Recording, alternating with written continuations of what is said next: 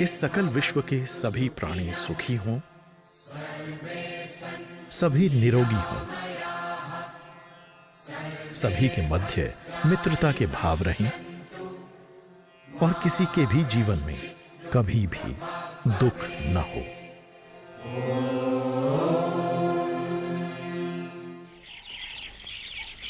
वेद का ऋषि इस मंत्र के माध्यम से जिस संकल्प को साकार होते देखना चाहता है, उसे योग के अमूल्य योगदान ने चरितार्थ कर दिया है। पूरी दुनिया को भारत द्वारा दी गई महत्वपूर्ण शिक्षाओं में से योग भी एक है। योग भारतीय सभ्यता और संस्कृति का अभिन्न अंग रहा है। हजारों वर्ष से भारत योग के क्षेत्र में अग्रणी है।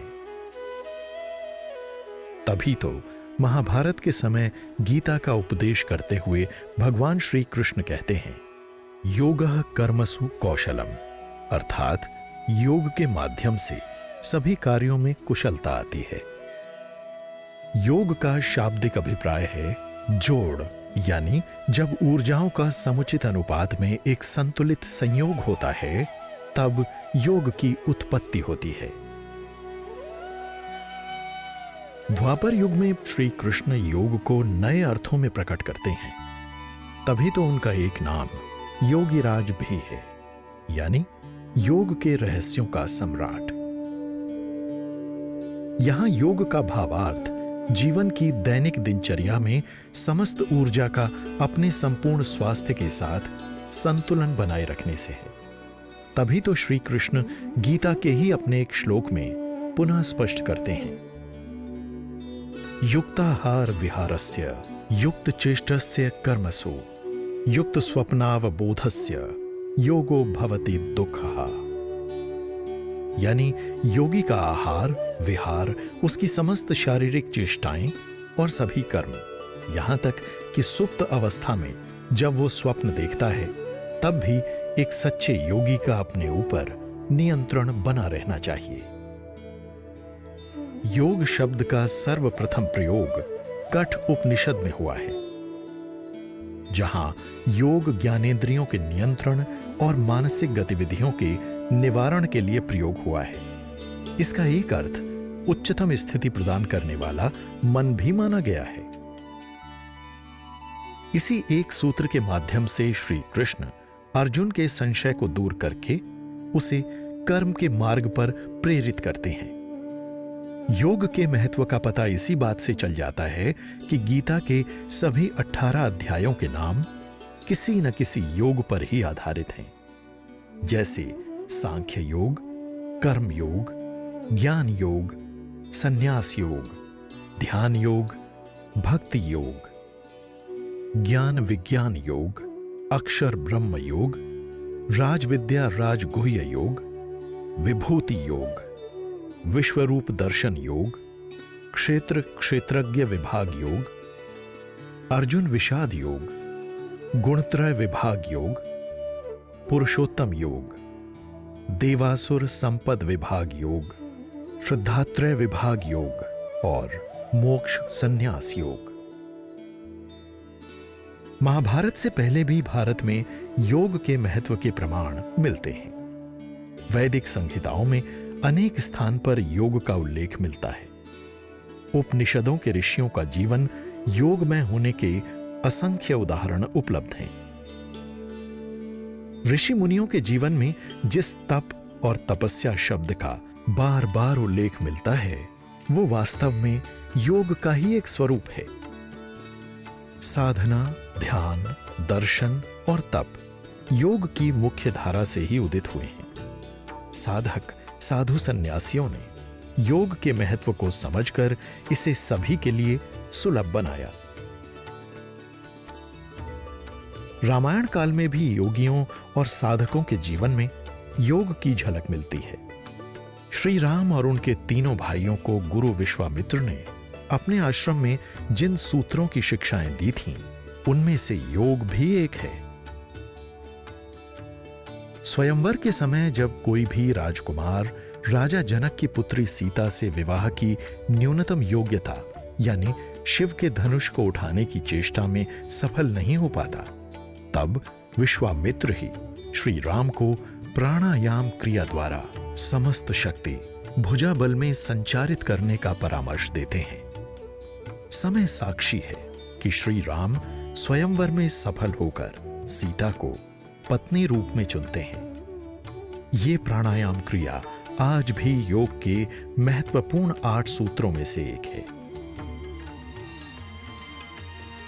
ये योग की ही विशेषता थी कि वो सभी धर्मों और विचारों के साथ घुलता मिलता चला गया। रामायण और महाभारत के बाद भिन्न भिन्न मत मान्यताओं में भी योग को खुले मन से अपनाया गया। बौद्ध धर्म के दोनों मतों हीनयान और महायान में ध्यान की अनेक विधियां योग से ही निकली हैं। स्वयं गौतम बुद्ध ब्रह्म मुहूर्त में जो चलित ध्यान करते थे वो भी योग की ही एक सूक्ष्म निष्पत्ति है। तिब्बत में बौद्ध धर्म के अनुयायी नियंगमा परंपरा में जिस ध्यान का अभ्यास करते हैं वो योग की ही एक विशिष्ट शैली है।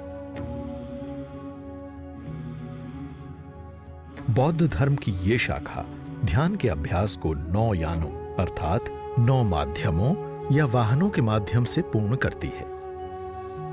इसे परम व्युत्पन्न के नाम से भी जाना जाता है। इन 9 मार्गों में से 6 मार्ग योग यानास के रूप में जाने जाते हैं। ये हैं क्रिया योग, उपयोग, योगायान, महायोग, अनुयोग और अतियोग। महायोग और अतियोग के अनुत्तारा वर्ग में योग का प्रयोग चिकित्सकीय गुणों को समाहित किए हुए है। उसके प्रयोगों से जटिल रोगों के उपचार संभव बताए गए हैं। कुछ तंत्र योग प्रथाओं में श्वास और हृदय की गति का तालमेल बिठाया जाता है। इसके लिए 108 शारीरिक मुद्राओं का अभ्यास किए जाने का प्रावधान है। आजकल तिब्बत में एक नया शब्द प्रचलन में है, तिब्बती योग। ये ध्यान और श्वास की एक ऐसी संतुलित पद्धति है जिसके माध्यम से हिमालय की बर्फीली वादियों में भी शरीर की जरूरी गर्मी यानी आवश्यक तापमान को बरकरार रखा जा सकता है। जैन धर्म के 24वें तीर्थंकर भगवान महावीर की अनेक मुद्राएं योग की मुद्राओं की ओर संकेत करती हैं। जैन धर्म के पाठ तत्वार्थ सूत्र में मन, वाणी और शरीर की सभी गतिविधियों के संतुलन को योग की संज्ञा दी गई है।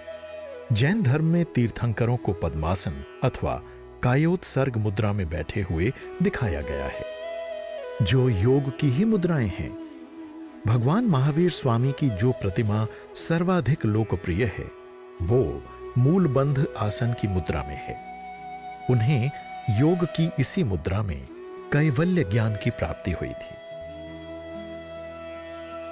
उनकी ये मूर्तियां दूसरी से 6ठी शताब्दी में निर्मित अजंता एलोरा की गुफाओं में आज भी स्थित हैं। सिंधु घाटी की सभ्यता में उत्खनन के दौरान पुरातत्व विशेषज्ञों को अनेक ऐसी प्रस्तर मूर्तियां प्राप्त हुई हैं जिनका संबंध धार्मिक संस्कारों और ध्यान योग की क्रियाओं से है। सभी धर्मों और परंपराओं में श्रेष्ठ को स्वीकारने की स्वतंत्रता रहती है। मानवीय चेतना का जैसे जैसे विकास होता गया वैसे वैसे ये तथ्य स्पष्ट होता चला गया कि योग का संबंध मनुष्य के शरीर से है। यदि शरीर स्वस्थ होगा तो मन मस्तिष्क भी स्वस्थ रहेंगे। इसी गुण तत्व के कारण भारत और भारत के बाहर योग को तेजी से अपनाया गया। एक पुरानी कहावत है, आवश्यकता आविष्कार की जननी है। जैसे जैसे मानवीय चेतना का विकास हुआ वैसे वैसे जीवन को अधिक स्वस्थ और सुखी बनाने के उपायों पर अमल किया जाने लगा। प्रत्येक विधा को जीवन देने के लिए समय समय पर कोई ना कोई महापुरुष अवश्य जन्म लेता है। योग के साथ भी ऐसा ही हुआ। ईसा से 2 शताब्दी पूर्व काशी के निकट गोनिया नामक स्थान पर पतंजलि का जन्म हुआ था। बाद में वे काशी आकर नागकूप पर बस गए। इतिहास बताता है कि पतंजलि का कार्यकाल 195 से 142 ईसा पूर्व में पुष्यमित्र शुंग के शासनकाल में था। पतंजलि संस्कृत के प्रकांड विद्वान महर्षि पाणिनि के शिष्य थे। उन्होंने योग को प्रतिष्ठा दिलाने में महत्वपूर्ण भूमिका अदा की। पतंजलि ने योग दर्शन की रचना की। पतंजलि ने 5वें वेद कहे जाने वाले आयुर्वेद पर ग्रंथ चरक संहिता और अष्टाध्यायी पर भाष्य महाभाष्य लिखा। राजा भोज ने पतंजलि को तन के साथ साथ मन का भी चिकित्सक कहा है। मुनि पतंजलि ने योग के अष्टांगिक सूत्रों का प्रतिपादन किया, जिसे अष्टांग योग कहते हैं। पहला सूत्र है यम। इसके अंतर्गत 5 परिहारों की व्यवस्था की गई है: अहिंसा, झूठ, लोभ, वासना और गैर स्वामी भक्ति से बचना। इसके बाद नियम। इसके तहत 5 धार्मिक क्रियाओं को करने का संकल्प, जो हैं पवित्रता, संतुष्टि, तपस्या, स्वाध्याय और समर्पण। अगला सूत्र है आसन, यानी आपकी बैठने की सही मुद्रा और ध्यान क्रिया के लिए शरीर की तैयारी। उसके पश्चात आता है प्राणायाम, अर्थात श्वास की गति को नियंत्रित रखना। 2 श्वासों के बीच एक निश्चित दूरी का नियमित अभ्यास। इसके बाद आता है प्रत्याहार। इसका संबंध हमारी आहार शैली से है। हमें कितना, कैसा, क्या, कैसे और कहां भोजन करना चाहिए, इसके कुछ नियम निरूपित किए गए हैं। छठे सूत्र का संबंध धारणा से है। हमारी चिंतन और मनन की क्या गुणवत्ता और विशेषता हो, इसको समझने की आवश्यकता है। 7वां सूत्र ध्यान। जब हम मन, चित्त और मस्तिष्क के आधार पर शून्य में विचरण करते हैं, वही वास्तविक ध्यान है। 8वां और अंतिम सूत्र है समाधि। इसे विमुक्ति भी कहा जाता है। ये योगी व्यक्ति की ऐसी अवस्था है जब पदार्थ का चैतन्य के साथ विलय हो जाता है। इसके 2 प्रकार हैं, सविकल्प और अविकल्प। अविकल्प समाधि में संसार में वापस आने का कोई मार्ग या व्यवस्था नहीं होती। ये योग पद्धति की चरम अवस्था है, जहां से दिव्य चेतना के एक नए जगत का उदय होता है।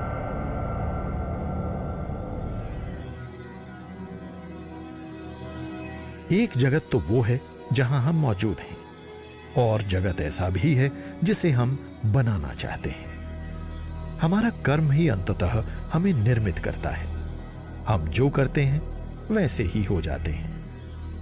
मुनि पतंजलि के योग दर्शन और बुद्ध की ध्यानस्थ अवस्थाओं के प्रभाव उनके जाने के बाद भी कई सदियों तक जीवन व्यवहार का एक अनिवार्य अंग बनते चले गए। 4वीं और 5वीं शताब्दी में बौद्ध भिक्षुओं को दुर्गम दर्रों से यात्रा करनी पड़ती थी। ऐसे में उन्हें निर्जन स्थानों पर चोर लुटेरों और जंगली जानवरों से आक्रमण का भय सताता रहता था। नालंदा विश्वविद्यालय के कुछ बौद्ध भिक्षुओं ने योग और ध्यान के माध्यम से आत्मरक्षा की युद्ध कलाओं का आविष्कार किया। इसके बाद उनका शरीर ही उनका हथियार था। इन्हीं युद्ध कलाओं को आज हम जूडो, कराटे, कुंग फू और बॉक्सिंग के रूप में जानते हैं। अब थोड़े बहुत परिवर्तन के साथ बहुत सी युद्ध कलाएं हैं जो जापान, चीन, कोरिया, तिब्बत, थाईलैंड, बर्मा आदि में लोकप्रिय खेलों का रूप ले चुकी हैं। उनकी पृष्ठभूमि में योग और ध्यान के गहरे मूल मंत्र निहित हैं।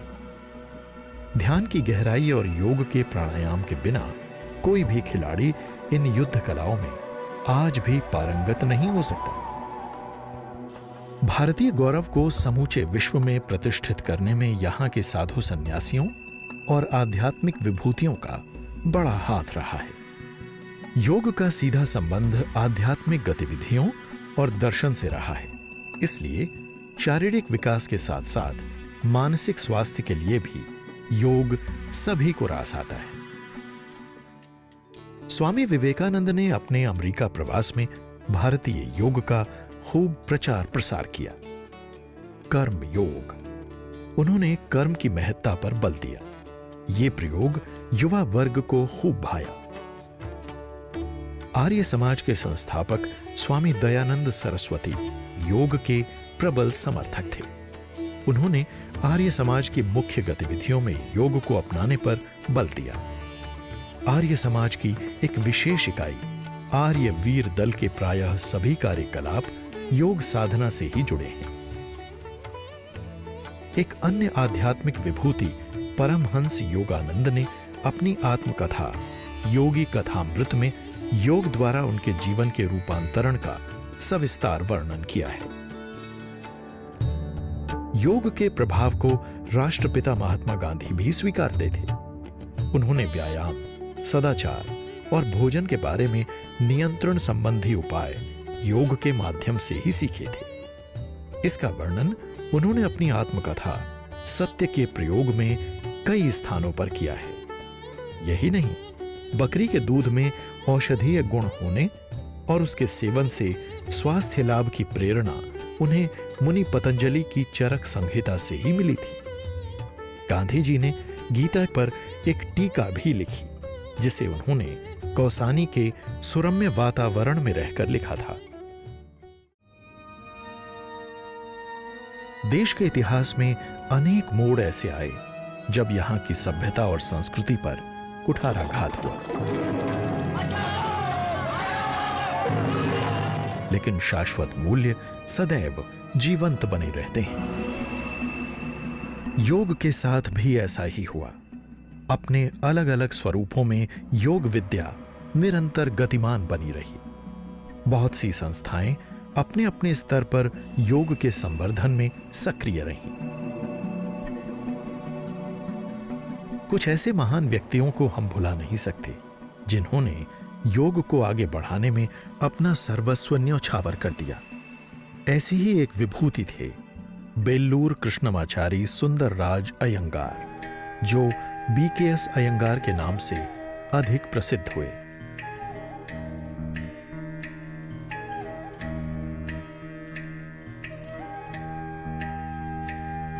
उन्होंने अपना पूरा जीवन योग को ही समर्पित कर दिया। उन्होंने योग के क्षेत्र में नए आयाम स्थापित किए।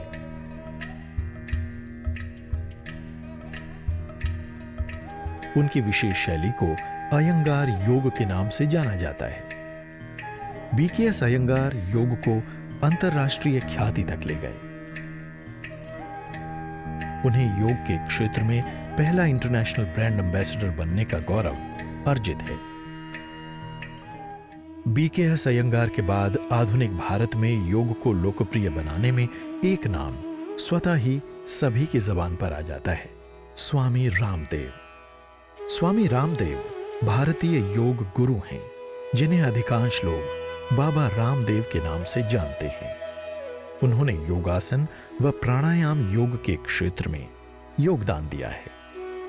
रामदेव जगह जगह स्वयं जाकर योग शिविरों का आयोजन करते हैं, जिनमें प्रायः हर संप्रदाय के लोग आते हैं। रामदेव अब तक देश विदेश के करोड़ों लोगों को प्रत्यक्ष या अप्रत्यक्ष रूप से योग सिखा चुके हैं।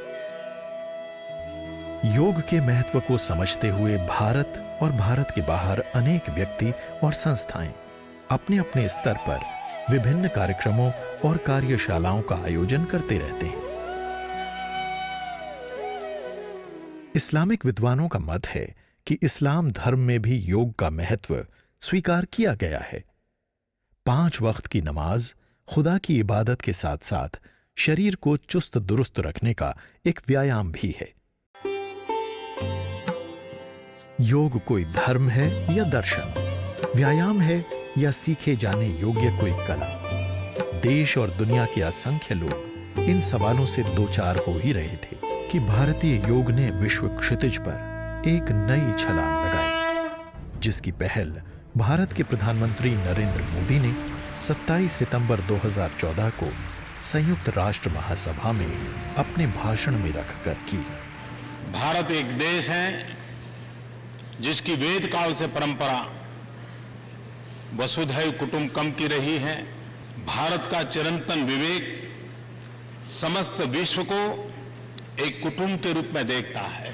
हमारे भारतवर्ष में प्रकृति के प्रति आदर भाव आध्यात्म का अभिन्न अंग है। हम प्रकृति की देन को पवित्र मानते हैं। योग हमारी पुरातन पारंपरिक अमूल्य देन है। योग मन व शरीर, विचार व कर्म, संयम व उपलब्धि की एकात्मता का तथा मानव व प्रकृति के बीच सामंजस्य का मूर्त रूप है। यह स्वास्थ्य व कल्याण का समग्र दृष्टिकोण है। योग केवल व्यायाम भर न होकर अपने आप से तथा विश्व व प्रकृति के साथ तादात्म्य को प्राप्त करने का माध्यम है। यह हमारी जीवन शैली में परिवर्तन लाकर तथा हम में जागरूकता उत्पन्न करके जलवायु परिवर्तन से लड़ने में सहायक हो सकता है। आइए हम एक अंतर्राष्ट्रीय योग दिवस को आरंभ करने की दिशा में कार्य करें। प्रधानमंत्री मोदी के इस प्रस्ताव को 90 दिन के अंदर पूर्ण बहुमत से पारित किया गया, जो संयुक्त राष्ट्र संघ में किसी दिवस प्रस्ताव के लिए सबसे कम समय है। 11 दिसंबर 2014 को संयुक्त राष्ट्र में 177 सदस्यों द्वारा 21 जून को अंतर्राष्ट्रीय योग दिवस के रूप में मनाने के प्रस्ताव के पक्ष में मत दिया। वर्षों की मेहनत रंग लाई। 21 जून को प्रतिवर्ष अंतर्राष्ट्रीय योग दिवस मनाए जाने की घोषणा की गई। योग दिल और दिमाग को जोड़ता है। योग रोग मुक्ति का भी माध्यम है, तो योग भोग मुक्ति का भी माध्यम है। मैं चाहूंगा कि विश्व ने जिसको स्वीकार किया है, विश्व ने जिसको सम्मानित किया है और विश्व को भारत ने जिसे दिया है, ये योग हम सब के लिए गर्व का विषय बनना चाहिए। योग आज अपने महत्व और उपयोगिता के कारण दुनिया में फैल रहा है। भारत में एक सूक्ति प्रचलन में है।